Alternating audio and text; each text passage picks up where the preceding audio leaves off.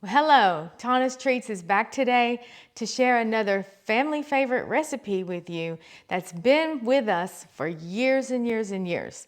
We simply call it the potato casserole.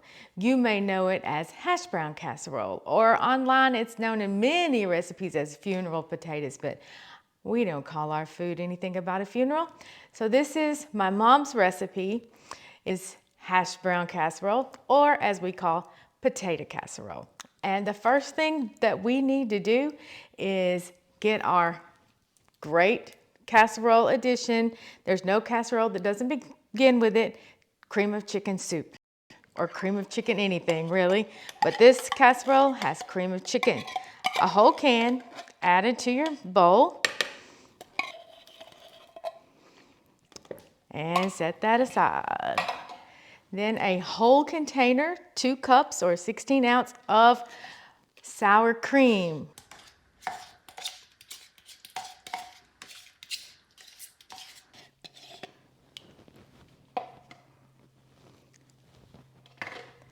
Then we will add a half a cup of milk.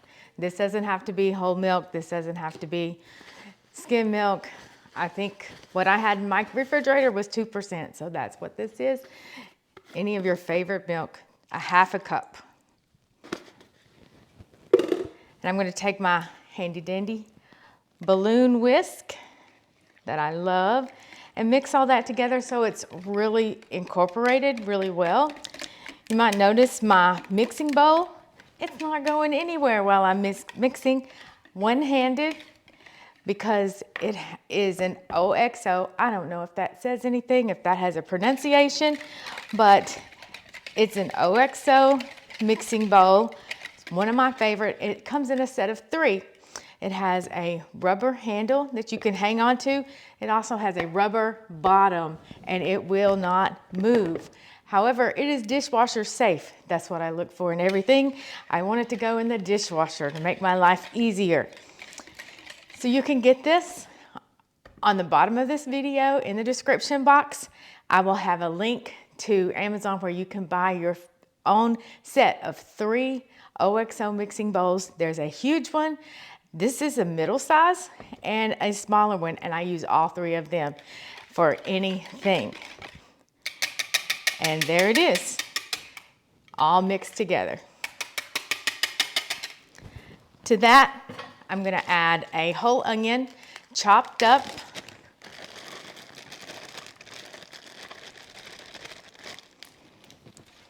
And we are ready to put our casserole together. I'm going to set that to the side and melt some butter. This is a half a stick of butter.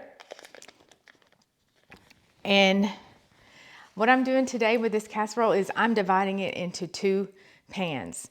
For a holiday, for a big family dinner, I would make it in a 9x13 and that's all. But this is a weekday, just a little bit of our family's gonna be together. So I'm gonna make it in an 8x8 glass pan, and then I'm gonna put the rest in an 8x8 metal disposable aluminum pan, and that way I can wrap it up, seal it up really well, freeze it, and have it for another day when I need to pull something out really quick.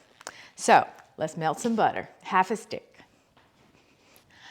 All right, so what I've done is I've taken my 8x8 glass pan, casserole pan, cake pan, whatever you want to call it, and I've sprayed it with vegetable spray. I did the same thing with my disposable pan. I keep these on hand. I think they come in like a set of 3. I buy a few sets and keep them around just for these times. So if you make it in one 9x13, you would take a whole stick of butter and put a whole stick of butter melted in the bottom of the pan. But since I'm having this, or do it in half, this is half a stick of butter in the bottom of the pan, and then a half a stick of butter in the other pan, the bottom. When you get your butter in the bottom, you take your frozen hash browns. You can use frozen, you can use the fresh ones that are not frozen, but it's just hash brown potatoes. There's no there's no additives, and you cover the bottom of the pan over that butter.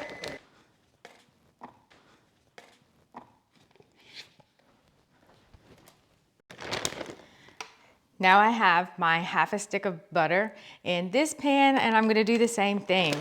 Adding more potatoes. Adding the potatoes at the bottom. Put a little bit more in this one. So you would put half of your bag in the 9x13 dish on top of a melted stick of butter. And then you would take salt and pepper on top of the potatoes.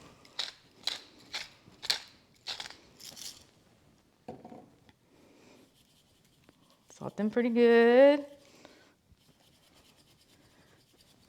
There we go. Now you take your sour cream, cream of chicken, and onion, and half a cup of milk, and just dollop it on. Put a little dollop here, a little here and there. Do the same thing with this side. In a 9x13, you would just spread half of this on. So I'm making it a little bit harder for myself, but that's okay. I'm gonna take my spoon and spread it to cover the entire top. There we go.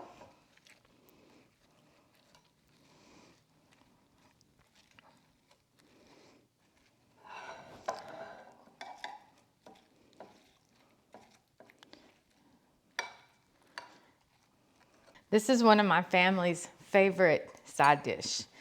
At this time, you're gonna add a cup of cheese over the top. Over the top.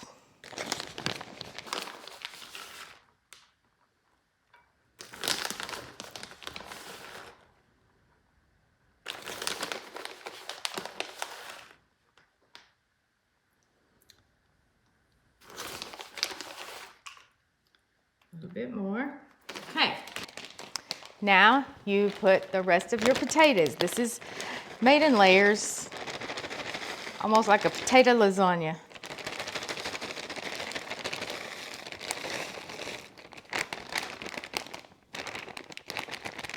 There we go. Spread them out. And repeat your layers. Soup mixture.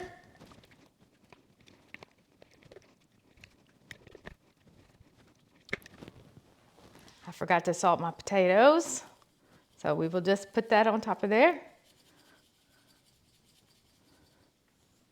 I've done that before, it's no big deal.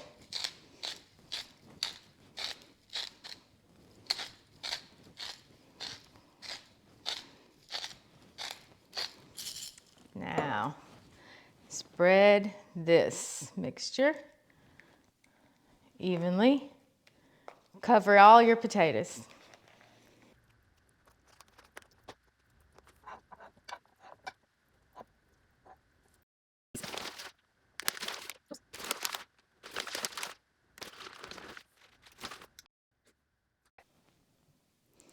Okay, at this point, it is ready to go in the oven, but we always add a topping, and what we add is some crushed cornflakes and melted butter on top of the crushed cornflakes. At this point, if you wanted to, if you didn't like a topping, you could bake it as is and it would be just fine. Or you could use Ritz crackers and crumble those crackers and put that on top with some melted butter on top of that. But my mom's recipe, and we always make it with cornflakes. So I'm gonna do the cornflakes right now. So I just took some, I didn't measure it. My mom's recipe in a cookbook says a cup of cornflakes. And so what I'm gonna do is I've crushed them. I'm gonna top and throw some on the counter.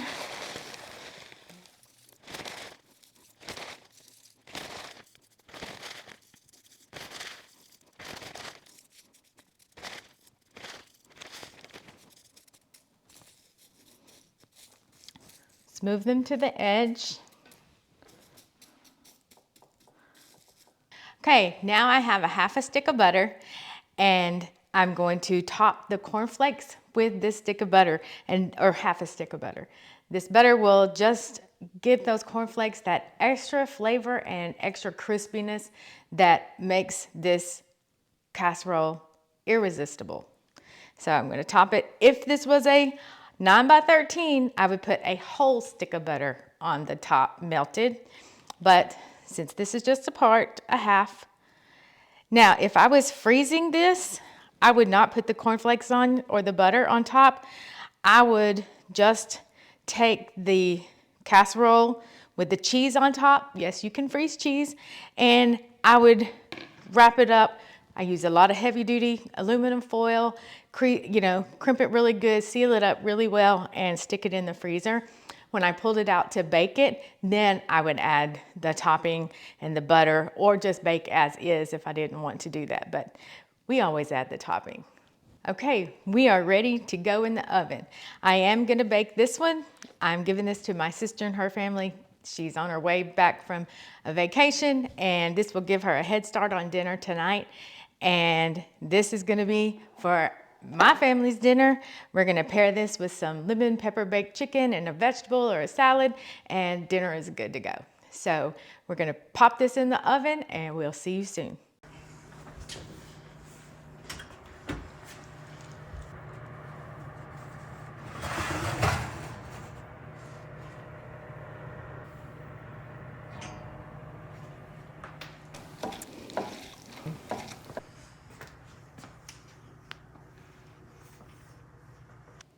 Well, our casseroles are out of the oven, and I can't say enough that they look beautiful. I can't wait to tear into it. So, without further ado, let's get our plate and our fork. I'm just gonna take a little bite out, just a taste test. This is a quick casserole. It baked for 35 minutes at 350 degrees in my oven. And so I set it for about 20 minutes and checked on it because every oven is different. And just check it, add more time as you need it, because your oven may cook slower or faster than mine, but you can't go wrong with this dish. So don't forget to like, share this video, subscribe to my channel, Tana's Treats, for more home favorites. And don't forget, holidays are coming. We're going to be bringing more family favorites to you. So we'll see you soon.